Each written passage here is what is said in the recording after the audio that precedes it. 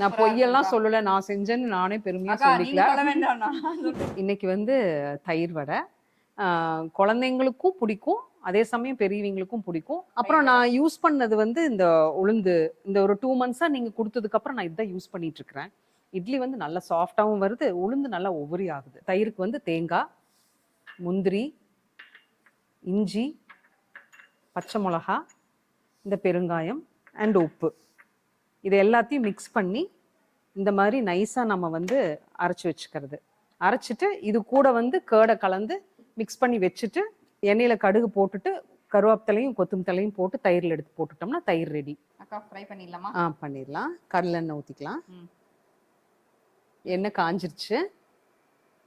இப்படி சின்ன சின்னதாக போட்டுக்கலாம். ஓ, குட்டி குட்டி போண்டா மாதிரி. இப்போ எண்ணெயும் கம்மியாக தான் பிடிக்கும். கடுகு தாளிச்சதெல்லாம் கலந்து எல்லாம் ஒண்ணா மிக்ஸ் பண்ணிக்கலாம். இது அதுக்குள்ள போட்டுடலாம். போட்டுடலாம். அக்கா நம்ம சாப்பிடலாம். நம்ம டேஸ்ட் பண்ணலாம். ரொம்ப நல்லா இருக்கு.